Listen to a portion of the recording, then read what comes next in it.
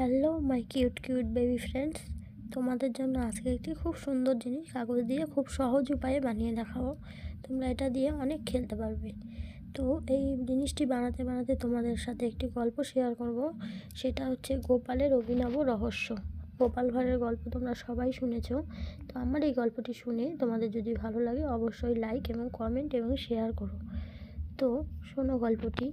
গুরু আর শিষ্য। গুরুদেব আর গোপাল শিষ্য বাড়ি গিয়েছিল। গুরু গিয়া দেখিলেন শিষ্য আহ্নিকাদি কার্যে ব্যস্ত আছে। এদিকে সন্ধ্যা হয় দেখিয়া গুরুদেব সন্ধ্যা করিতে বসিলেন। গোপালও সন্ধ্যা করিতে বসিল। গোপাল মনে ভাবে গুরুর আগে উঠিব না। গুরুও ভাবে গোপালের আগে সন্ধ্যা শেষ করা উচিত নয়। উভয়েই ধ্যানস্থ হইয়া বসিয়া রহিল। গোপাল মধ্যে মধ্যে চোখ খুলিয়া দেখে গুরুর কত দেরি। গুরুও চোখ খুলে দেখে গোপালের কত দেরি। এইভাবে রাতভর চলিল। তাহার পর উভয়েই নিদ্রার কাতর হইয়া সেথায় শুইয়া পড়িল। সকালে শিষ্য গিয়া দেখে গুরুদেব আর গোপাল উভয়েই গভীর নিদ্রায় মগ্ন। শ্রী বেথুনে পড়িয়া শিক্ষালাভ করিয়াছে। তাহার স্বামী বলিলে, আজ কাপড়গুলোয় আমার নাম লিখে ধোপাকে দিও।